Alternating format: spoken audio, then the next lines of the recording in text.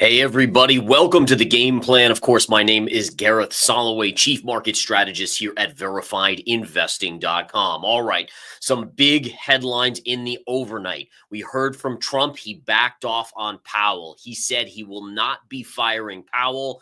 And in addition, he talked about China and the trade war. He said China tariffs at 145% will be coming way down, but not going to zero. The markets ripped on these two things. Now, remember, the fact that he was thinking about firing Powell, or at least talking about it, that was a major culprit for keeping interest rates higher, which was hurting the markets. Instability in our financial system. Now, that means that yields are falling today. And as we know that yields go down when there's certainty, right? It brings it more back to a normalization versus other countries not wanting to buy our debt, which then pushes the 10-year up or yields to the upside.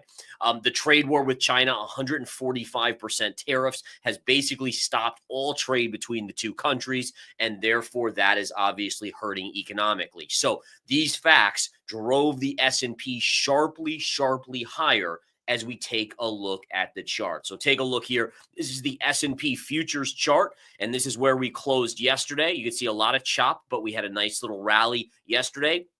Overnight or yesterday evening, we saw that news break. The futures, when they reopened at 6 p.m. Eastern time, had a big gap up, a run higher, a sideways chop, and are trending higher into the open today. We are looking at about a 2.5% upside move on the S&P 500. Now, what's so fascinating, guys, and this is what I just absolutely adore with charts. You know how passionate I am about the charts and understanding probabilities. And what we saw was when we looked at the S&P the last couple days in the game plan, we saw that low pivot from the retrace from that huge update 2 Wednesdays ago. We saw that we held that low on a closing basis. Let's go take a look and refresh ourselves. So if we bring up the SPX, and this is just the amazing thing about the predictive nature of the markets, right?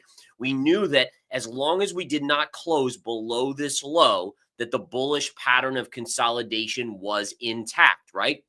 So sure enough, you have your big green up day on 2 Wednesdays ago. This was the 9th of April. That's your flagpole. And then you got your retrace. That established your low pivot right there. As long as we didn't close below, and I said this on this day to you guys, I said, guys, if we close below, probabilities, and notice I'm not saying, oh, we're definitely going up or down. Again, there's no such thing as 100%. So it's all about probabilities. As long as we stayed above that level on a closing basis, favored the upside. And obviously, I position myself accordingly with my members in smart money stocks and ETFs. So if we flip back to that chart, we can clearly see that we stayed above it. This was yesterday. If we flip over to the ES daily chart, the S&P futures daily, we draw that same trend line in. This is us today.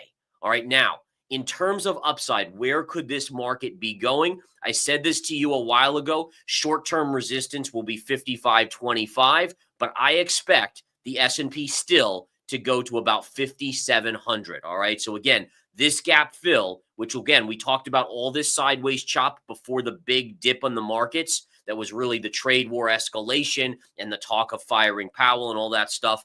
That was all in there and catching a lot of these buyers off kilter. And so what the thought process is, as we rally up into this level, there will be some sellers there. I'm going to change the color of that arrow so we can see it better. There will be sellers that are just happy to get out break even that we're buying in over here. And that's what creates a gap fill resistance point, that at that point, I will start nibbling on shorts. And again, I haven't really nibbled on any shorts. I think there was one. There was PGR.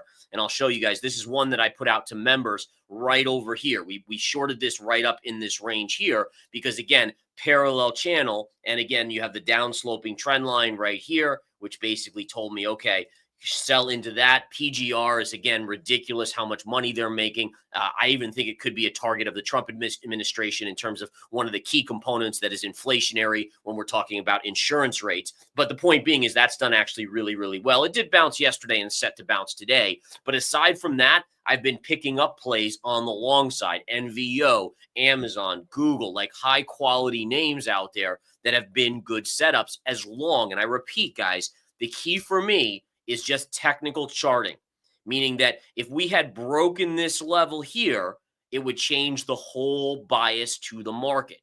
And you have to be flexible as a trader, right? I mean, everyone likes to pigeonhole you and say, oh, well, 5 years ago he said this, so he must still believe that. No, that doesn't matter.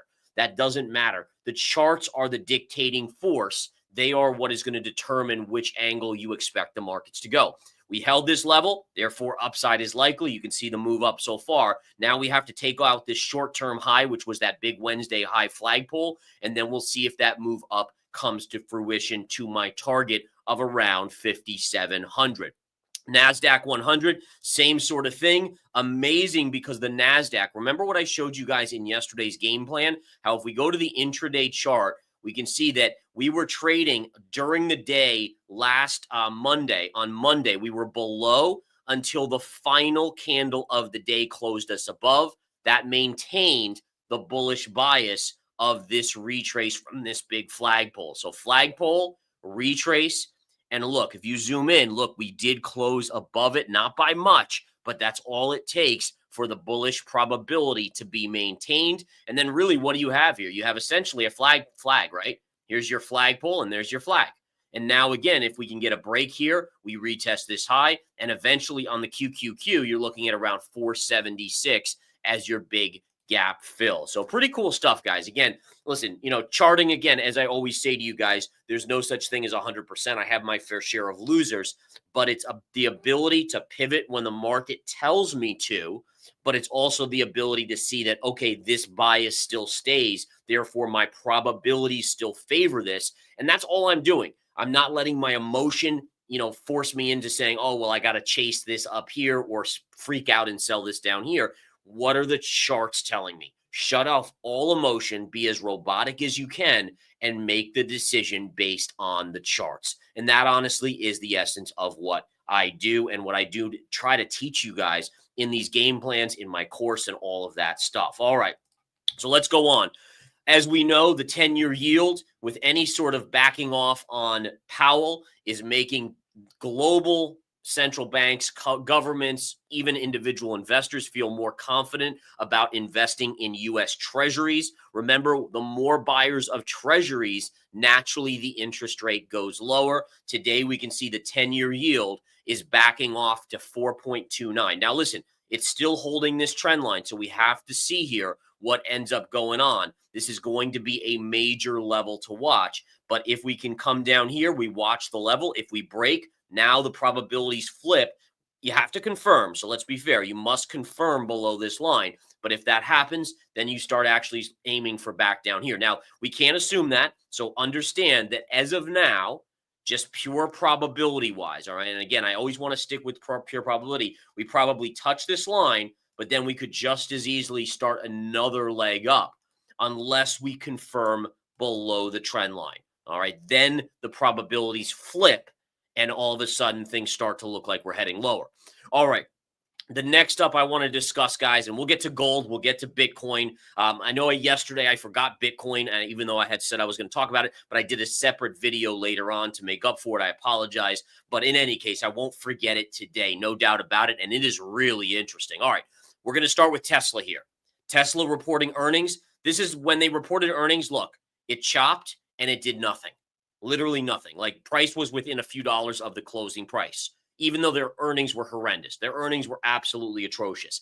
But no one cared about that. What they cared about was what Elon Musk was going to say. Was he going to say that he was going to step back from Doge and focus more on Tesla? Or was he going to say, screw Tesla, I'm going to do government cuts and all this stuff? He basically backed off, saying he was going to cut back on Doge. The stock ripped higher. It also ripped higher because of the backing off from Trump on both tariffs and the trade war with China a little bit, as well as the comments on Powell. Tesla has now soared up to 256. Is there a tradable level here? The answer is no. I mean, if you look at where we're trading, we're only up here. I would only start to mess around. Maybe gap fill at 272 today would be a quick day trade short, but that's at this point all I'm looking at. The stock is too oversold for me to really get involved. Now, I want to be clear on this. Eventually, I think we come down and break this low here and we go down here. Okay, but that's not in the cards for today, needless to say, as the stock is getting a boost both on the Trump news as well as the Elon Musk news. Another stock that reported earnings yesterday after the bell was Enphase. This is a solar-related stock. The stock getting crushed on earnings, trading at 47 and change. If we go to the daily chart, I'll show you the level I will be patiently waiting for. I doubt it hits today, but there is a trend line down here. Let me see here. Which was the trend line I was looking at here? Oh, it's right over here, I believe. Yeah, there's a trend line right down here that is around $40, give or take. And if we did come down into that level, we're at 47 and a half. But if we dumped out to about 42 to 40, that would be a major technical support. We can see, again, this trend line here looking very, very ripe. But again, stock price very much away from that.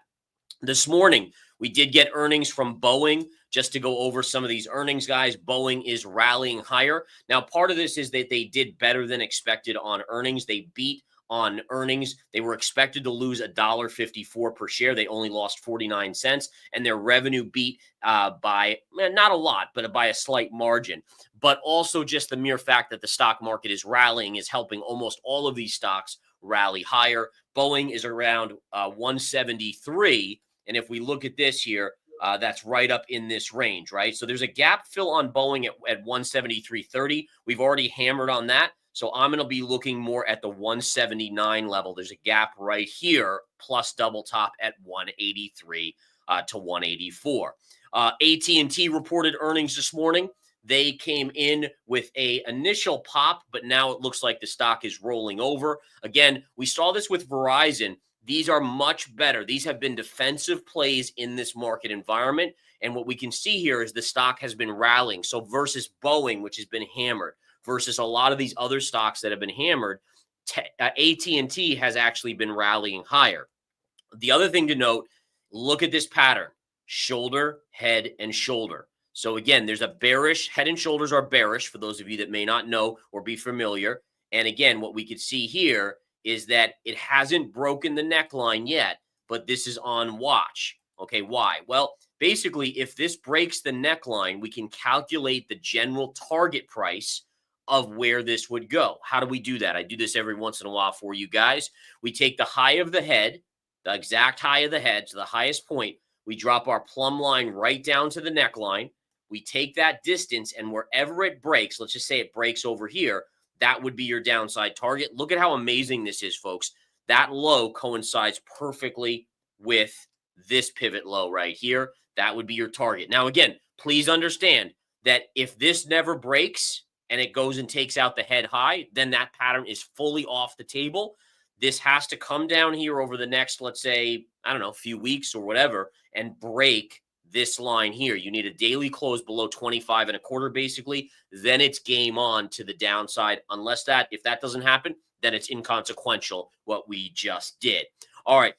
Other stocks this morning. This is one we had in Smart Money Stocks and ETFs. So congratulations if you're in that service. VRT. We had this at $69.88. It traded, we actually exited around 84 and change today for an over 20% gain. Look at the rally on earnings today.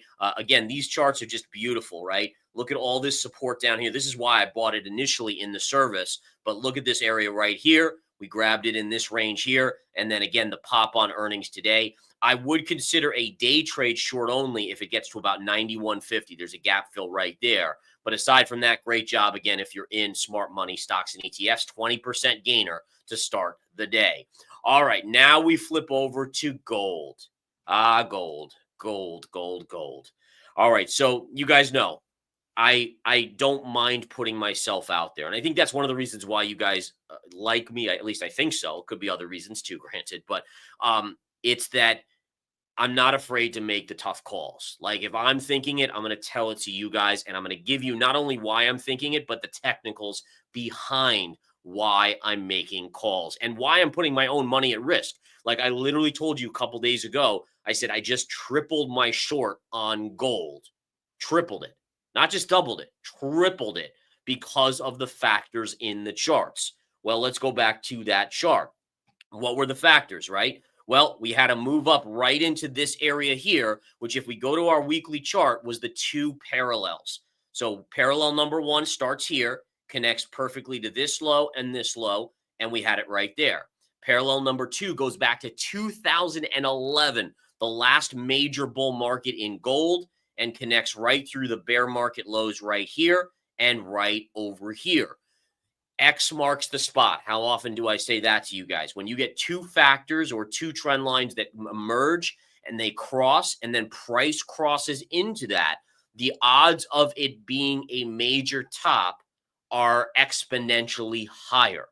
Okay, so that's when I see that, it like raises the odds of success of my trade to like 80% plus. Now, listen, I'd say rarely are you going to do better than 80%. I mean, 80% is fantastic odds if you're, if you're a gambling man, right? I mean, that's just amazing. But the point here again is, yes, we went a little higher, and look at the pullback. If we go back to the daily chart, topping tail yesterday, that's a reversal bearish signal.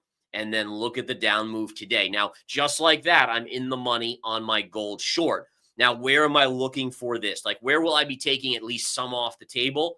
Right here, right around 3150 to 3140. This former pivot will be likely where I take some off the table. At that point, gold will have dropped, all right, from the high here.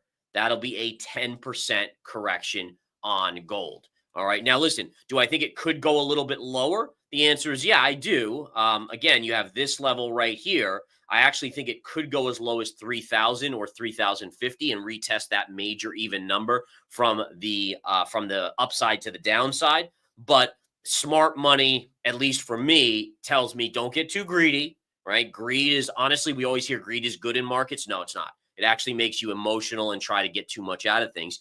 I want to be the Hall of Famer that goes to the Hall of Fame, singles and doubles. Call me Wade Boggs, call me whatever, Tony Gwynn, whatever. That's who I want to be. I know for those younger generations, you may not know that in those names, but suffice it to say, that's what I grew up on, and that's what I want to go to the Hall of Fame as right here. I don't need to be Mark McGuire and take steroids, right? I mean, that's just not what I need to do. Just singles and doubles will make me a multi-millionaire many times over, as it has at this point, and that's the key, right?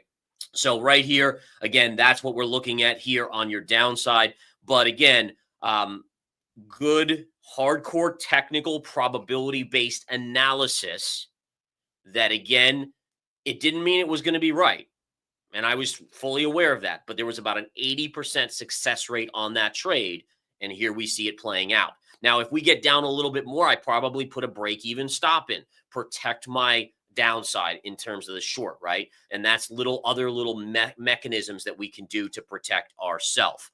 All right, so amazing stuff there, guys. Silver, I wish there was more to say on silver. I know a lot of you guys love your silver, and I love silver too. It just isn't as exciting as gold right now. Silver continues to make bullish consolidation, so that's good. It still favors the upside. This is not a high 80% success rate upside. I would say this is 60, 65%.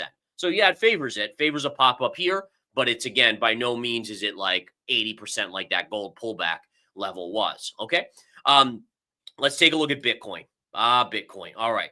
So amazing move on Bitcoin. If you followed along in the game plans, I guided you guys, bull flag. We broke out. This was at least going probably to 92,000. We now find ourselves above 92,000. Is this a bigger breakout? I was doing hardcore analysis, right? So last night and this morning, anytime we get above levels, I say, listen, I got to check my levels. I got to double check, triple check, quadruple check, because you don't want to be caught off guard. Like, it either breaks out above 92 and confirms, or is there something else that we're kind of eyeing here? And I want to show you guys this on the charts. So if we flip back to this, and I'm going to flip over to a different chart on Bitcoin. So it's just a Bitstamp chart, which is fine.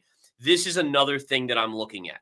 Okay. This might be where, if we hit this today, I may actually short Bitcoin. Now, again, over here, everyone was like, oh, why isn't Gareth short Bitcoin? And now everyone up here, well, not everyone. I know a lot of you guys are our smart cookies. But you'll hear a lot of like, oh, I can't believe Gareth's shorting Bitcoin, right? But it's all about the charts. It's all about the charts. This trend line here goes back to the 2017 bull market high on Bitcoin. It cuts right through the exact high of the 2021 high. It cuts right to high pivot and high pivot. Like, holy cow, a trend line that literally marked the exact first high and second high. And then look, what does this line look like? If you compare this line to this line, to me, that looks like a parallel to this line. And if we look at this, it almost looks like this. Look, the low, the low, the low. Then it pierced, but it got back above. Pierced, got back above. Hit it, pierced by a minor level. And then look, right there. So for me as a technician, I'm now eyeing the 96 pierce as a potential short. Now, again, will I be right? Will I be wrong? I don't know. We're going to find out. But again, as always, folks, I'm not shy about making calls here. So listen, I'm not saying, listen, I haven't shorted it yet. I haven't shorted Bitcoin yet, but I am saying to you guys and giving you guys a heads up that if we got above 96 today, I might be inclined to pull the trigger on a starter position short on Bitcoin. Now, please understand, I love Bitcoin long term. Like, I've always said that, guys. You look at what's going on in our government, the craziness there, the Federal Reserve. There's a place, in my opinion, for Bitcoin in our society, in the global society. I love gold. So remember, just because I shorted gold up there and we're making money on the downside doesn't mean I still don't have my bags of physical gold that I still think will go up over time. So a good trader can say, hey, listen, I got my long-term holdings, but if I think it's going to pull back in the near term, why wouldn't I make some money on that pullback, or at least hedge my long position so that I ultimately make even more money, right? I mean, I think that's the guidelines there of what we want to remember. So we'll watch this on Bitcoin, guys, and see where it goes. All right, lastly, and I apologize, this is going a little long. I got to get to my trading room. Look at oil. It kissed the underbelly here. I'm not short oil yet, but this is about as good of a bear flag as you can get. I'm still not short yet. I'm still kind of eyeing this area, but it is a good potential bear flag. And then same thing here. We have a downward move. I'm looking for this level around 297 on natural gas. That'll be your next big support. I don't know if I'm going to buy it there, to be honest. I'll have to reevaluate, but I'll keep you guys posted as always. All right, guys. Wowzers. What a day. What a last couple days. Amazing stuff. I love showcasing how the charts, I mean, from the S&P to gold to the Bitcoin bullish flag pattern there that just before this move, it guided us. The charts are like a foreign text. If you learn to read them, you're not always going to understand the text. Like sometimes it's above all of our heads, but oftentimes we can understand it and it can guide us to what I call the profit land, right? Ultimately guiding us to making great trades. You guys have a great rest of your day. You guys are seriously awesome. Thanks again for supporting us, folks. I wouldn't do this. I wouldn't do this game plan if you guys weren't into it. Trust me. I got other things I'd love to do, but you guys make me want to do this every day and try to bring my A game. And so I'm going to try every single day. Love you all. Thank you so much. Take care.